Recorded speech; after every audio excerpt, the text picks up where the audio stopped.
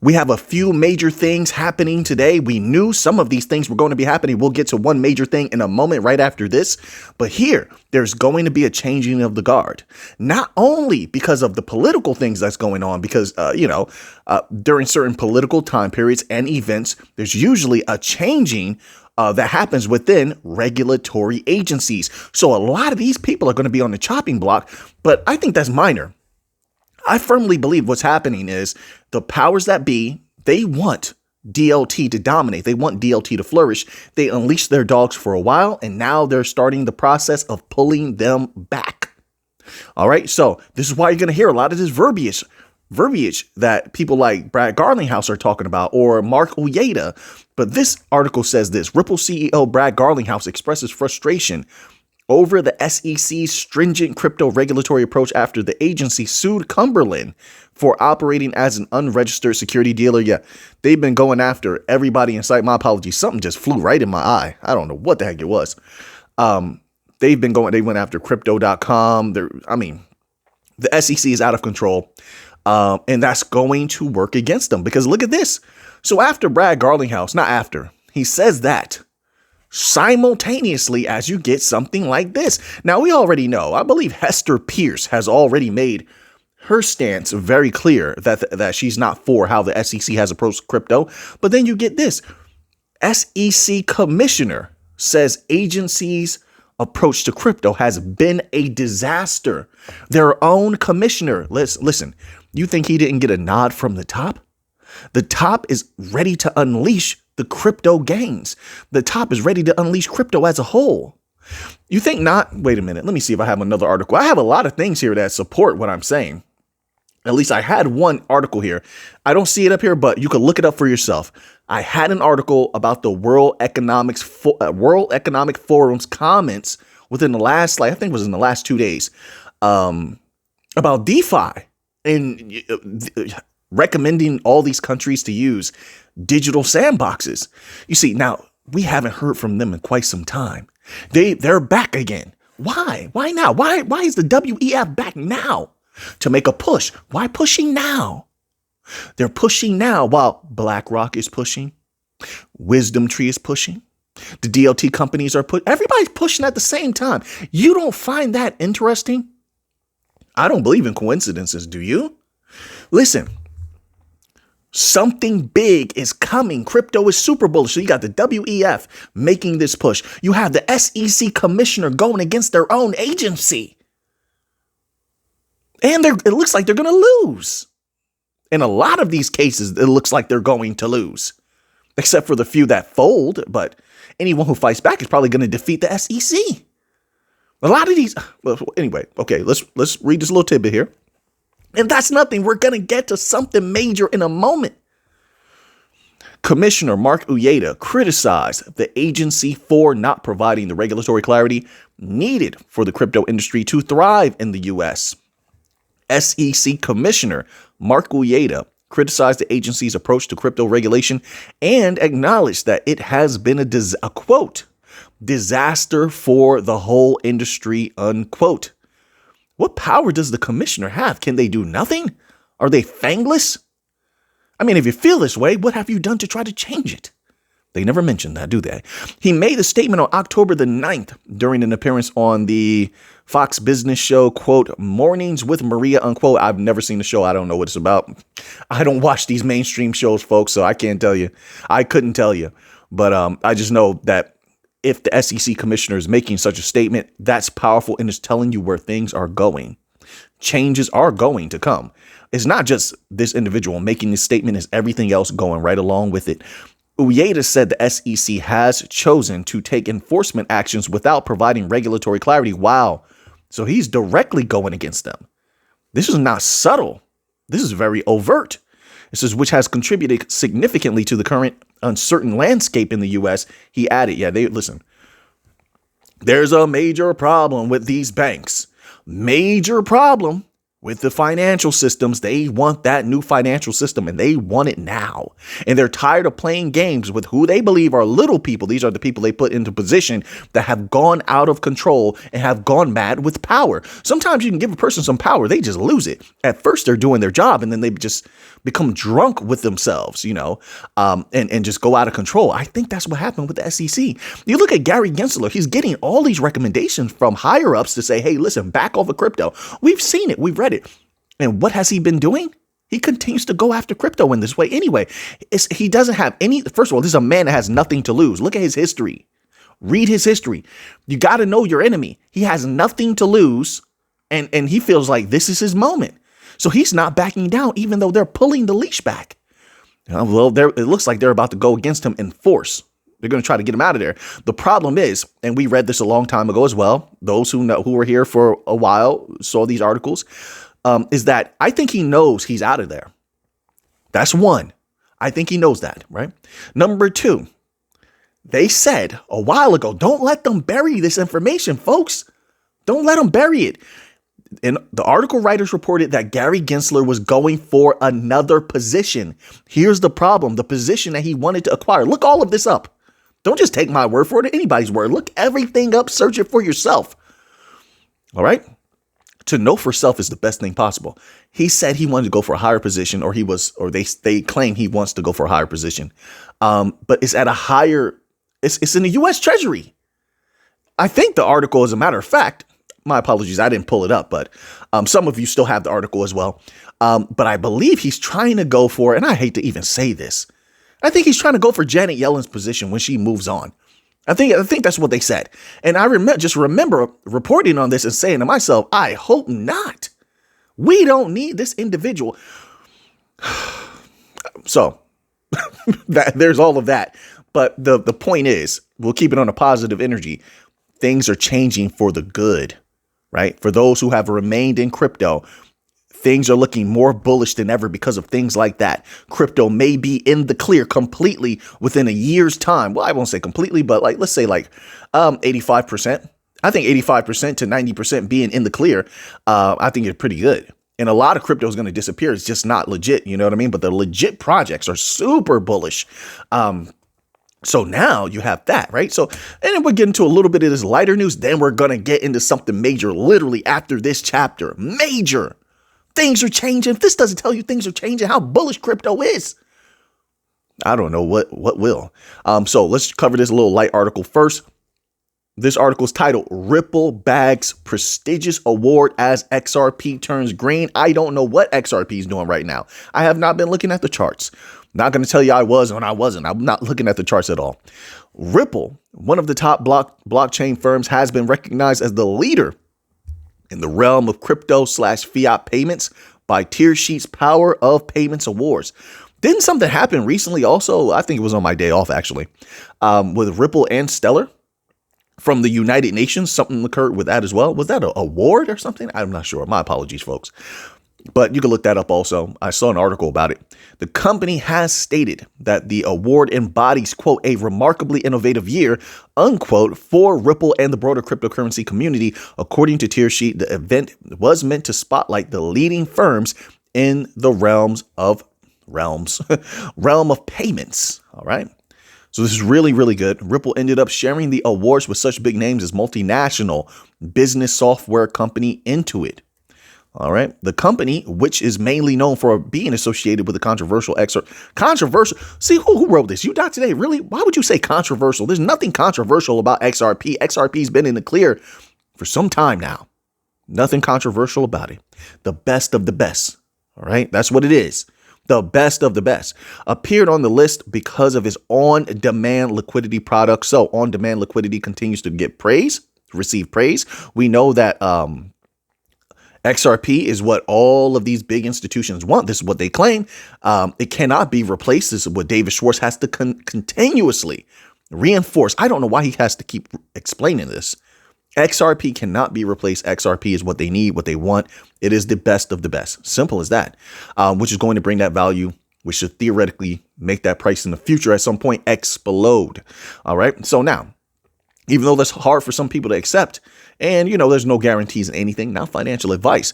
It's just right now where the energies are heading, right? All right. So now we have this here, folks. Listen to this. And then I put out that members only video yesterday. Make sure you watch these things. Keep up. All of this stuff ties together. It ties together. All right. Listen, this is going to be major. This article right here is titled $197 billion in deposit flight hits U.S. banks in 3 months. They're losing customers left and right. They're losing trust left and right. That money is moving. I'm going to ask you, I know a lot of you know, the members know. Where's that money moving to? And what's so special about where it's moving? Man, if people only knew. A lot of people aren't tracking this. In 3 months, as billions of dollars piled. They're piling somewhere. Where are they piling, folks? Depositors are pulling billions of dollars out of the traditional banking system, according to a new report from the Federal Deposit Insurance Corporation. Listen, as people are pulling out of the banks massively, they're going to look for somewhere new to go. Now, in the future, when you have the mainstream push for crypto wallets where you can custody your own value, where you pretty much act as your own bank, you think people won't go for that? I'm going to put it out there like this, right? A lot of people right now are becoming interested in gold and silver when they were never interested in it before. They want to protect their value, and they're getting more used to custodying their own value. Crypto wallets are right up their alley. Now, in the future, they won't be called crypto wallets. I'm pretty sure there will be a massive rebranding across the board, which will take away the negative sentiment that is attached to certain to certain names, right? To certain phrases. That's how you do it. You switch the energy sometimes by switching the name. You see people do this all the time. So a massive rebranding. And then the banks themselves, who at that point, I don't think they'll be what we know of today as banks. They will have transformed into something else, just another branch, another wing of the new financial system. And they won't mind either, because they'll be making more value than they've ever made before. They'll be moving more value than they've ever been able to do before. So they won't mind at all. Then the regular people, the customers, this will be a way for the banks to bring them back. And they will present them with these particular wallets, which those native currencies, those native tokens that serve for those DLT chains, theoretically would explode in value because of the consistent high value every day, all year, all month. All right, listen. And so when you're watching something like this, you're watching history be made in real time. The customers are leaving the banks. They're taking their value, which also tells us what? The banks are becoming weaker. Wait a minute. There's something I want to say, but I don't want to give it away. Go watch that members only video from yesterday. OK, just watch that video. I'm telling you, it all ties into this. There was a couple of articles I covered in there, and each one, listen, when I make these members only videos, each article I feel is significant, highly significant. That's why I take the time to do that. Those are the articles I really look at and keep in mind. But one of them, well, they all tie into this, but one of them really, really ties into this. All right, so I'm going to leave this one right here. I'm going to leave that there. That's very important. That was major. New numbers from the Federal Reserve Economic Data show the amount of capital invested in or to over $6.54 trillion as of June this year. Listen, there's so much tied to this. It's unbelievable. So now, this article here, we got to stay up to date with the catalyst for Bitcoin as Bitcoin approaches a moment where it could go nuclear. This article is titled "The $4.2 billion Silk Road Sale and 3 Other Big Drivers Catalyst of Bitcoin's Price." So let's find out what's going on with the big dog of crypto. It's been a seesaw year for Bitcoin. Every time the price flirts with breaking old highs, it takes a nosedive.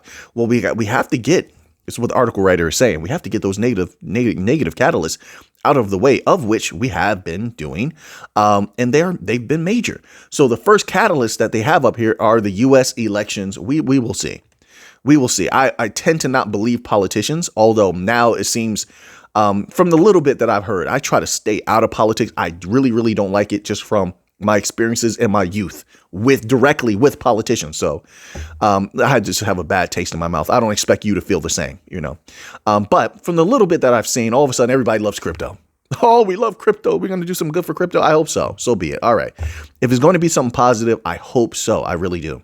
But I'm not banking on that. I'm not leaning on that. Right.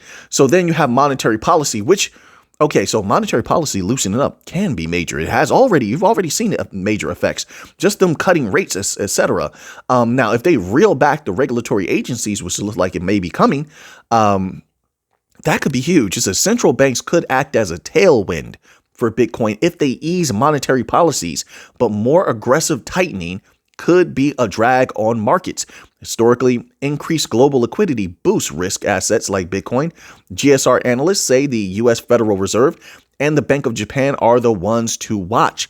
The Fed is expected to cut rates again in November, which could boost the price of Bitcoin if paired with solid economic data. My apologies, got a little air in my chest. Don't expect the Fed to make an aggressive tax cut akin to the one in September. The CME Group's Fed Watch tool puts the odds of a 0.25% rate cut at just over 80%. Japan has started to shift away from its long-standing negative interest rates, with the BOJ hinting at a gradual rate hike to stabilize the yen. So you have that. Then you have the U.S. economy, obviously, which is going to be hard to determine because a lot of the data is skewed. A lot of the data doesn't have accurate numbers. That's why I have a big problem with relying on that type of economic information until we have it revised once or twice. Or I won't even say once or twice, but maybe I should more accurately say have it revised by one or two professional companies looking at the data and giving us accurate numbers. It says U.S. economy. The U.S. economy remains a major factor for Bitcoin's near-term outlook, with mixed signals keeping investors on edge. Although not me. I don't feel that way. I'm not moved by U.S. economic data. I'm just not. But then again, I'm long-term. Most people I think are short-term traders. They're swing traders and they're day traders. Most people, it's what they do. They like the adrenaline rush. They like the immediacy of that value going up and down, etc. Although recent data shows signs of stability, like steady job growth. Really? You believe that? Those numbers? Steady job growth and positive commentary from the Fed. That's how you define their commentary. Their commentary has been all over the place. They seem very unsure. At best, I would call them unsure about most things. It says even what you just talked about. Like at first they were solid on, certain. It was a 0.50 or a basis point cut. Now they're saying 0.25. Like it's just they're all over the place. You know what I'm saying? So GSR analysts note that while, quote, incoming data bears watching, unquote, the U.S. is headed for a soft landing. Are you sure about that? You sure about that? All right. Okay. On the other hand, any signs of recession fears could send Bitcoin even lower as investors shift towards safer assets. Well, we will see. It depends on who you're talking about. The big companies will swoop in and buy up Bitcoin. They want to dominate. They want to control Bitcoin. It'll be their little piggy bank for a while until the utility coins go off, and then they'll do the same thing with the utility coins. Only, I firmly believe they'll keep a lot of the utility coins to themselves. But Bitcoin is their plaything for now. So as retail sells, the big companies will buy. So that's something I'm taking into account as well, that there may be a balancing factor, which is why Bitcoin hasn't plunged lower now. Because a lot of retail is selling. A lot of the old whales, the legacy whales, the maxis have been selling. They've been selling. So, but the price hasn't plunged where it could have gone because the big companies have been stepping in and buying consistently. All right, so now let's find out another. They have a lot of catalysts here. This is actually a very good article here. And I think that's the Silk Road. So Silk Road sale. Another factor that could weigh on Bitcoin is the U.S. government's potential sale of nearly 69,000 Bitcoin worth some $4.2 billion seized from the Silk Road marketplace. The Supreme Court's recent decision to decline hearing an appeal paves the way for a false. I'm not sure what they mean by that. If I'm just don't understand that particular word. GSR's Brian Riddick warns that investors should not ignore the potential impact. Quote, this could cause a decent downward draft on the markets, unquote, Riddick told DL News. The government's sale of such a large amount could mirror the market turbulence seen with the Mt. Gox. That's who it was the other day, Mt. Gox. I believe it was Mt. Gox that pushed their liquidations and sell of Bitcoin off until next year. That's very positive, very, very positive catalyst. It says, seen with the Mt. Gox disbursements earlier this year, which sent Bitcoin tumbling nearly 20%. We'll keep our eye on these things. We'll see how everything continues to go. So now let's move on here. And I believe this covers a little bit what I was talking about. I wanted to squeeze this in here. Ancient Bitcoin address awakens after lying low for over 12 years. The only time these things wake up is when they're ready to sell, right? A lot of these addresses have been selling. But once again, like I said, there's a balance to these things that the big companies have been buying.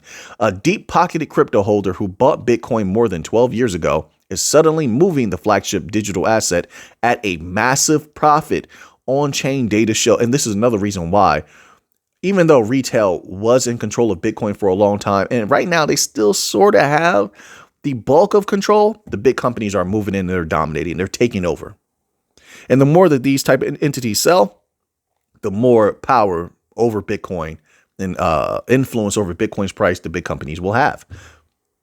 The previously dormant crypto wallet abruptly moved a Bitcoin stack after recording gains of 994,495%. Wow. It says, I'm surprised they held for that long, but they probably had another wallet that they were liquidating the entire time, and now they had to get to this one. Most people have multiple wallets. It says blockchain tracker whale alert, a quote dormant address containing 100 Bitcoin, a little over $6 million, has just been activated after 12.7 years on Wednesday. An even larger ancient Bitcoin address woke up. So now if you thought it was only one, now you see there's multiples. Like I said, these Bitcoin whales, Bitcoin maxis have been selling, right? Bitcoin address woke up and relocated a Bitcoin trove at a price. So the first one was gains of 994,495%. Oh, maybe it's not wrong. Whoa, wait a minute. Just wait a minute. All right, so some of these percentages are actually unbelievable. Unbelievable. Welcome to crypto. Crypto, right? Wake up, Mick. Oh, man. So anyway, a dormant address, another one, more sales. See, and this is why we're getting all this fluctuation. A lot of these older ones are selling. We have to get through this period. The time is here. They're going to take profit. And I believe that they're looking at certain information, like a lot of these negative catalysts, and thinking the price might go down a little bit more. And they want to maintain these respectable gains here at this particular level. And 12 years is a long time. This one wallet here that sold 121 Bitcoin at a little over $7 million, was activated 13.7 years ago. Wow. That's a long time to hold an asset. I'll tell you that much. It really is. But once again, they probably have multiple wallets, but this is all happening for a reason, right? They believe something is coming. That, and I think they're going to move into other assets. I firmly believe that. So now there's a certain event that I really want to talk about, but I'm going to save it for a members only video. Okay. So you have that. So now that you have that information, what are you going to do with it? I know what I'm going to do with it. So until next time, everybody, let's get to the money.